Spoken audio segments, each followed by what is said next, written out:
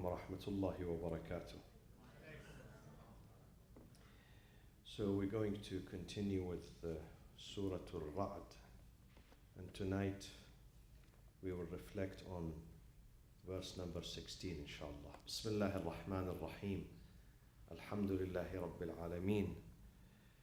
والصلاة والسلام على أنبياء الله جميعا وعلى سيدهم وخاتمهم حبيب إله العالمين أبي القاسم المصطفى محمد وعلى أهل بيته الطيبين الطاهرين المعصومين الذين أذهب الله عنهم الرجس وطهرهم تطهيرا. أعوذ بالله من الشيطان الرجيم. بسم الله الرحمن الرحيم. قل من رب السماوات والأرض قل الله قل أفاتخذتم من دونه أولياء لا يملكون لأنفسهم نفعا ولا ضرا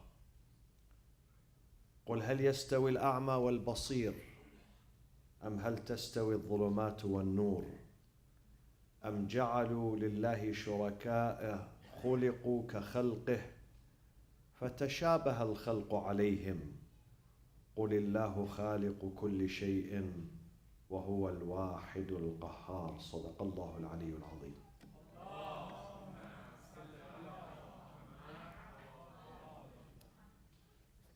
When we study the details of monotheism, ilm al-tawheed, we find that there are two traditions, two schools of thought. One school believes in God as only creator. They believe He is the creator of the universe. He is the creator of the heaven and earth. But His job and His role ends there. He just created. And then He leaves the creatures alone. He does not interfere in their life. He has no influence on them. And people have complete free will without the interference of God. His role is just to create. The other school believes that God is not only creator, God is also nurturer. So they don't only believe in khaliqiyya, the creativity, the power of a creation of God, but also they believe in the rububiyyah, God's nurturance and God's lordship. Rububiyyah means lordship. What does lordship mean? Lordship means when you raise someone, the job of the mother is two. One, beside cooking food, of course, one is to deliver the baby. She brings the baby into this life, delivery, labor. The second, her job is not going to end there with delivering the baby. Her job is going to continue into raising this baby, feeding this baby, teaching this baby, taking care of this baby. So she is murabbi also, a nurturer.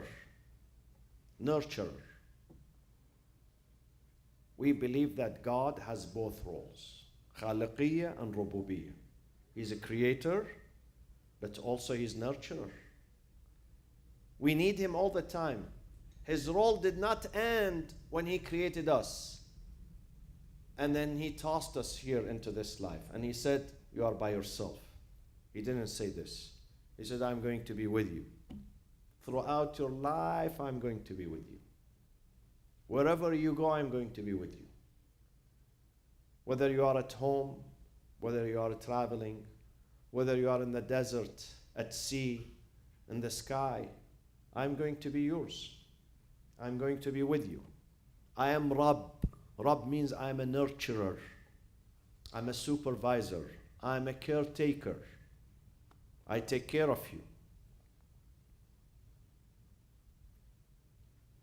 إلهي إن لم تبتدئني الرحمة منك بحسن التوفيق فمن السالك بي إليك في واضح الطريق وإن أسلمتني أناتك لقائد الأمل والمنى فمن المقيل عثراتي من كبوات الهوى وإن خذلني نصرك عند محاربة النفس والشيطان فقد وكلني خذلانك إلى حيث النصب والحرمان. If you don't hold my hand, who's going to hold my hand? Even my mother is not going to continue her journey with me. Even my father is not going to be always with me. If you don't guide me, who's going to guide me? If you don't watch over me, who's going to watch over me?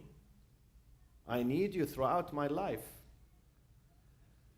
Not only when I'm an infant, not only when I'm a child. I need you during my adulthood, when I get old. I need you even when I am powerful. I need you even when I am able to do my things. I need you even when I am able to take care of myself. I still need you. So the divine grace in Islamic philosophy is called Al-Fayd al-Ilahi. Fayd. Divine grace, divine support, divine care does not end. This is why we need to be with God. Not just during the month of Ramadan, not just during Friday, not only Thursday night. Throughout our time, throughout our life, every day we need God. Every week we need Him. Every month we need Him. Every occasion we need Him. Every morning, every evening, we need God. Because He's the Rabb, Rububiyyah. He's the caretaker. He's the nurturer. Allahu Rabbukum. It's more than a creation. Khaliq is a creator, but Rabb is nurturer. And the relationship between the nurturer and the nurtured does not stop, does not cease. It's a continuous relationship. Continuously we need God. Every moment of my life and your life, we need God. Every moment. There should be no disconnection.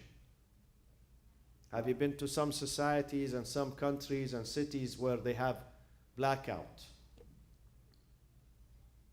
Lights goes off. No light.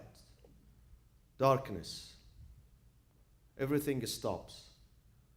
I was leaving one of the countries while the immigration officer was stamping my passport and putting the information into the computer. It was dark. Blackout. So I had to stand there in darkness. And she didn't know what to do, whether to bring me back or leave me to leave the country. I was stuck there at the border because the computer is not working. We cannot afford a blackout with God because our life is going to be in disarray. Our life is going to be shattered. Without God's presence in our life, there is no peace. There is no stability. There is constant anxiety and constant fear when you don't have God in your life. So God's job and role is a nurturer. He's a nurturer. He's Rabb. He's a caretaker. He's someone who provides you every second, every instance of your life, you receive the provision from Him. Provision from Him. Don't disconnect with God. Trust me, God is the best friend. God is the best companion. A time would come that no one will pay attention to us anymore. No one will bother to call us and check on us except God. God is a loyal friend, loyal companion, that He would never turn His back to us. قُلْ مَنْ رَبُّ السَّمَاوَاتِ وَالْأَرْضِ. God is asking Prophet Muhammad, say to your community, say to them, who is the Lord of the heaven and the earth? And then God answers Himself. He's not waiting for them to answer, because the answer is very self-evident. Doesn't need to think. It's very obvious, intuitive. The answer is very direct. God answers himself. قُلْ مَنْ رَبُّ السَّمَاوَاتِ وَالْأَرْضِ. Who's the Lord of the heaven and the earth? قُلِ اللَّهِ. We don't need them to answer because this is something obvious. There is no caretaker in this universe other than him. These deities that they worship, they are useless. They are useless. قُلِ اللَّهِ قُلْ أَفَاتَّخَذْتُم مِّن دُونِهِ أَوْلِيَاءَ. Say to them, Ya Rasulullah, say to them, have you taken apart from him protectors and guardians and leaders who has no power over what benefit or harm them, let alone others? These deities that you are worshipping other than God, they cannot even help themselves. If they get demolished, they cannot restore themselves. I said one time to a community who used to worship an idol. Some people call it Buddha, some people call it other names. And that the rain came and part of this idol, this sanam, was destroyed.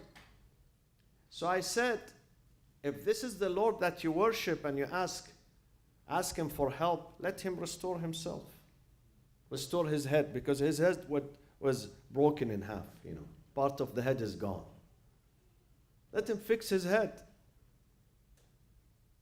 You are calling upon things that they have no power, neither benefit nor harm for themselves, let alone others. They cannot respond to you.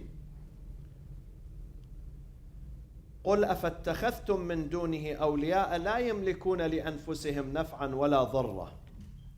Now, my friends, there is a question here, and I mentioned this question many times. But because the question is important, we will address it again. How about if I say, "O Prophet Muhammad, help me"? Is this belief or disbelief? Is this iman, faith, or shirk, association with God? Disbelief in God. Saying, "Ya Muhammad," is an act of faith if you believe Muhammad is not acting by himself. He's acting on behalf of whom? On behalf of God. Because he's the messenger of God. Otherwise, if you call upon him thinking that he's independent, this is an act, that would be an act of disbelief in God. Muhammad cannot help you without the permission of God, without the help of God. He cannot help himself, let alone you or me. But God says it is okay to call upon him, believing that he's with God, he's for God, he's a channel that takes you to God. He's a passage, a path, a way, means to God. Not other than God, but to God, with God's permission. One day, Al-Imam Ja'far ibn Muhammad al-Sadiq alayhi salatu wassalam, the sixth Imam, he was sitting, dining with Imam Abu Hanifa, the Imam of the Hanafi tradition. So when they finished food, Imam al-Sadiq said, "Alhamdulillah, Allahumma hada min indika wa min indi nabiyyik." What we ate today is from you, provision from you and from your prophet. Abu Hanifa said to him, "What are you saying? This is shirk. You are saying this food from God and his prophet? This is not right." Imam al-Sadiq turned to him, he said to him, "Abu Hanifa, don't you read the Quran?" He says, "Yes, I read the Quran." He said, "But God says the same in his book, in chapter 9. وَمَا نَقَمُوا مِنْهُمْ." Chapter 9 is Surat At-Tawbah, repentance, chapter number 9. Twice God says that I feed and the Prophet feeds you. I give a provision and the Prophet gives provision. وَمَا نَقَمُوا مِنْهُمْ إِلَّا أَنْ أَغْنَاهُمُ اللَّهُ وَرَسُولُهُ مِنْ فَضْلِهِ. God enriched them and the Prophet out of their bounties, not just God. In another verse in the same chapter, Surah At-Tawbah, وَلَوْ أَنَّهُمْ رَضُوا مَا آتَاهُمُ اللَّهُ وَرَسُولُهُ وَقَالُوا حَسْبُنَا اللَّهُ سَيُؤْتِينَ اللَّهُ وَرَسُولُهُ مِنْ فَضْلِهِ. See how many times God repeats the same sentence? That God is going to provide you out of His and His Prophet's provision. Not just Him. Why? Because the Prophet Muhammad acts on behalf of whom? On behalf of God. Not on behalf of himself as a human being. He's not a Lord. He's the slave of the Lord. He's the servant of the Lord. In another verse, God says in the Quran, you are the sustainer. You as a mother, as a father, who's the sustainer of this universe? God. Razzaq, sustainer means Razzaq. Razzaq is the one who provides you with sustenance, with food, with care, with health, with everything. So He's God. But God says your father is your sustainer. وَارْزُقُوهُمْ فِيهَا. God says to the parents, take care of your children. Give them provision. Be their Razzaq. Be their Raziq. Give them provision. So I can say about you, if you are a mother, you are Razzaq. You are Raziq to your children. If you are a father and you have kids, you are taking care of them, you are Raziq. And it is not an act of disbelief in God. This is not shirk. This is not heresy. This is what God Himself says in the book. But the ultimate sustainer, provider is God. We are His agents. This is the difference. God is not the agent. God is the main source. We are the agents. We work for Him. We do not work independently from Him. If you think you work independently from God, this is an act of heresy. But if you believe that you work alongside God, you work for God, not against God, not independently from Him, this is an act of belief, and this is mentioned in our book. So Imam al-Sadiq said, Ya Abu Hanifa, you read the Quran, but you don't reflect. This is the problem. If you reflect on the Quran, you will find out that you can say, oh God, I thank you and I thank your Prophet for what you have given me. This is not heresy. Then God says here, قُلْ هَلْ يَسْتَوِي الْأَعْمَى وَالْبَصِيرُ أَمْ هَلْ تَسْتَوِي الظُّلُمَاتُ وَالنُّورُ. Say, Prophet Muhammad, say to your community, are the blind and the seer means the one who sees, equal? Or are darkness and light equal? They are not equal. These are metaphors. Metaphors for what? The blind and the seer are metaphor, example for what? For the one who have faith and the one who does not have faith. Light and darkness are metaphor and example for what? Guidance.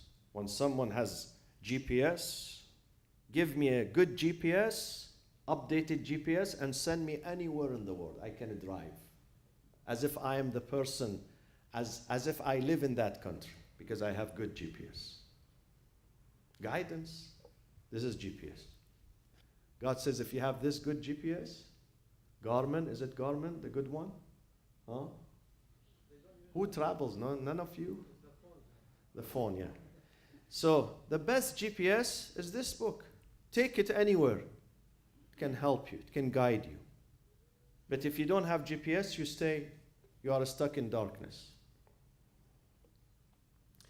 God is trying to say that for us to see, what do we need? For me to see you, what do I need?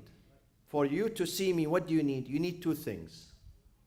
Huh? Exactly. Vision, a seeing eyes, vision. And the second thing is what? Is light. Because even if I have a strong vision, but it is dark here, I can't see anything. So we need two things. God says the journey for faith requires two things. Number one, a good eye, but not this physical one. The eye is here. It's called inner vision. Inner vision, basira. This is ayn, this is basira, this is basira. This one is physical eye. This one is what? Spiritual and moral. If you don't have this one, you still can see God. You still can see your way in life. But if you don't have this one, you are stuck. You don't have GPS. You can't move. So God says, number one, you need an inner vision. And number two, you need what? You need light. And what is the light here? Is this book. You need this, and you need this book. You need God's direction. You need God's GPS. You need God's revelation, wahi. This is why we have these books. They give us guidance. These are the roadmaps for our trips. So a believer has both inner vision, basira, and he believes in this book. He's attached to this book. He receives his God's revelation, his God's guidance through the prophet. But the disbeliever has neither one. Neither inner vision, the heart is dead, nor light. He's disconnected from God. And therefore, the disbeliever, you may expect him or her to do any type of crime, any kind of crime. Today I was reading the newspaper. The Attorney General of New Jersey, he had a press conference. He said, we captured a group of men who go to certain dating apps and they lure girls as young as 14 years old to have a relationship with them. 14 years old. And some of those people who are captured are police officers. One of them is a religious minister. They go to these apps, and then, of course, the detectives, they are posing as young girls, and they make appointment with them. And when they arrive there, he's thinking that he's going to meet someone who's 14, 15 years old, and the undercover police are waiting for them. And he says some of them are police officers. Some of them are religious ministers. Can you imagine? Why this is happening? Because this one here is a blind. When the heart becomes a blind, you expect any type of a crime to happen. Anything to happen in this life. قل هل يستوي الأعمى والبصير أم هل تستوي الظلمات والنور? Darkness and light are not equal. Definitely the one who has light is happier, is more successful. His journey is safe in this life. أم جعلوا لله شركاء خلقوا كخلقه فتشابه الخلق عليهم قل الله خالق كل شيء. God creates, the creator of everything in this universe. وهو الواحد القهار. He is the one, the irresistible, the paramount in this life. The incapable of being resisted. Now, there is an important sentence in this verse. Allahu khaliqu kulli shay. God creates everything in this universe. What does that mean? Again, there is a dispute between Muslim philosophers.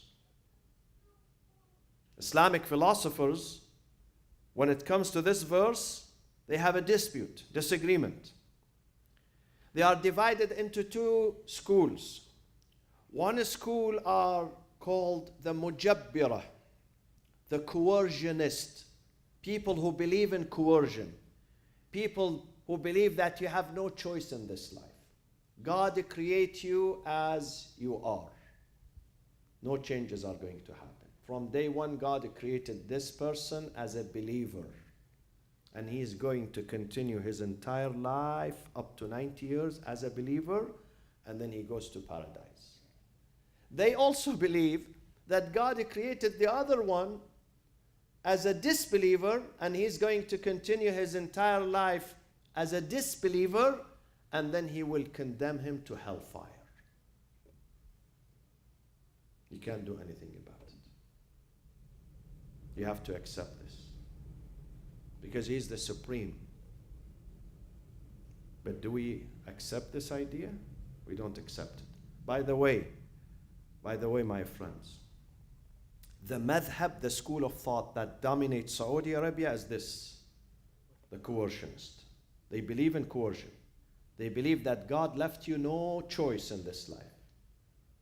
You are driven by God, driven by, like a herd of sheep, okay? Driven by the shepherd. So you have no choice. God created the Saudis as Muslims, they're going to go to paradise, and then he created the Indians, Chinese, Americans, Europeans are non-believers, they have to go to hellfire. That's it. I'm not joking here. These are discussions, my discussions with them when I go there. So I asked them then, why someone in Europe, in America, in China, in India, why should he go to hellfire? He says, this is God's choice. Don't argue with me. God is the supreme. I say, but this is against his justice. Then this means God is not just. He says, no. God can do anything, like a father. A father can cherish his son, spoils his son, and he can burn his son. I say, no, burning his son only in Saudi Arabia. In America, these things doesn't happen. You may do that in your country, but not in other places. Didn't they kill 37 innocent people yesterday? They executed them. Innocent people. Only because they asked for some freedom, some democracy, some sense. Only. They killed them in cold blood. So my friends, the other tradition is the tradition of a free will. Yes, there are certain things we have no control over them, but there are many things we have control over them. When it comes to the color of your skin, you don't have control over it. When it comes to your dad and your mother, you had no control over it. They got together, they got married, they created you. You did not choose your father. You didn't say, oh God, I want my father to be from China, my mother from India. This is a good, hybrid child. God would not listen to you. My father was my father and my mother was my mother, and I had no choice. My date of birth, I had no choice. My place of birth, I had no choice. Even my place of death, we're not going to have a choice. But other things, God says you have choice. Following this path or that path, you have a choice. Being a believer or disbeliever, you have a choice. Being an arrogant person or a humble person, you have a choice. Being obedient or disobedient, you have a choice. I'm not going to coerce you. We have a choice. Because God, why we do not accept coercion? Because God cannot force you to be a disbeliever, and then on the day of judgment, he holds you accountable. He says, why you are a disbeliever? Doesn't make sense. Doesn't make sense. In fact, the reason we have a day of judgment, because we have a freedom of choice. Otherwise, if we don't have a freedom of choice, why there is a day of judgment? God created me disbeliever, so let him send me to hellfire. There is no need for day of judgment. He already judged me. But because we have day of judgment, we believe in divine justice, that God is just and fair. He's not a dictator. He's not from the royal Saudi family. He's a good God, merciful God. Then he has given us the free choice. He says, listen, I'll give you freedom in this life. I want you to believe in me, definitely. And I will encourage you. I will facilitate that journey for you. I will help you to believe in me. I'll provide you with evidence, with books, with teachers, with guides. But then, at the end of the day, I leave the choice for you. I'm not going to force you to believe in me.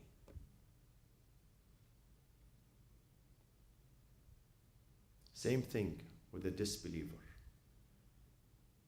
God says, I love you to come back to me. I don't want you to stay away from me.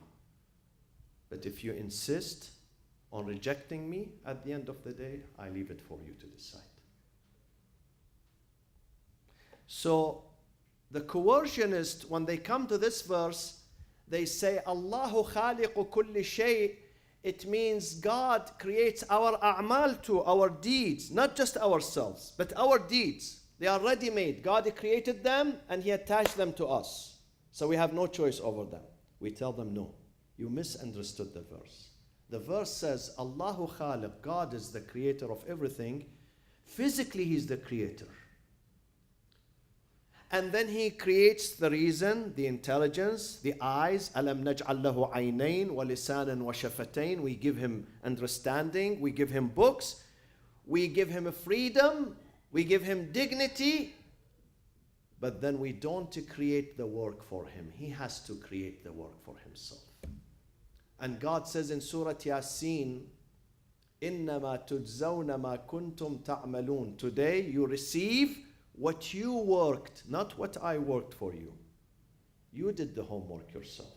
So we are giving you these blessings and rewards because of your own work. So we have a free will in this life. Margaret tonight, she came to the mosque. She's not a Muslim. Maybe this is her first time in her life. She comes inside the mosque. She had the choice of going somewhere else. But she's studying. She's taking the first step out of a freedom and choice. This is an example. She's American. Neither her father is a Muslim nor her mother. None of her family. This is an example that God gives you free choice. Even if you are American, European, African, Chinese, still you have intelligence. And you have a freedom of choice. You have aql, you have a brain, you have reason that tells you what is right and what. And God wants you to incorporate your reason to find the right way. The reason is not only to buy the best car and the best house and the best food. Reason is to find the best way in this life. A way that is going to take me ultimately to the hereafter. Allahumma aghfir lil mu'minina wal mu'minat wal muslimina wal muslimat. الأحياء منهم والأموات تابع اللهم بيننا وبينهم بالخيرات إنك مجيب الدعوات. Inshallah, the month of Ramadan is going to begin May 6, Monday, inshallah. May 6. You can see the timetable outside. Also, you can download this. Those of you who are tech savvy, please download this at home. And inshallah, we have a program every night, but the iftar only 3 nights a week. The iftar, where we break the fast, is only 3 nights this year. Thursdays, Fridays, Saturdays. Thursdays, say after me, Thursdays, Fridays, Saturdays. We have iftar, and 4 days, no iftar. They come to learn, which is Sundays, Mondays, Tuesdays, Wednesdays. We begin at 9 p.m. 9 p.m. with dua al-iftitah. Enjoy the iftar with your family members, with your friends. We want you to spend some quality time with your family at home. Enjoy the Lebanese food, Pakistani food, Afghani food, Iranian food, Iraqi food. And then you come and join us on Thursdays, Fridays, and Saturdays with the iftar. So 3 days we do have iftar, and 4 days we don't have iftar. We have a program every night. The days we don't have iftar, we begin at 9 sharp with dua al-iftitah, and then I begin here at 9:20. And before 10 p.m., I promise you, we finish. The days we have iftar, which is 3 days, we begin at sunset, inshallah, with Salatul Maghrib and Isha, iftar, dua al-iftitah, and the lecture. I ask you to join me in recite Surat al-Fatiha for the soul of Mrs. Roshan Ali, the mother-in-law of Tanweer Daya. Today is the 40th of her departure. إلى أرواح المؤمنين والمؤمنات ثواب الفاتحة مع الصلاة على محمد وآل محمد.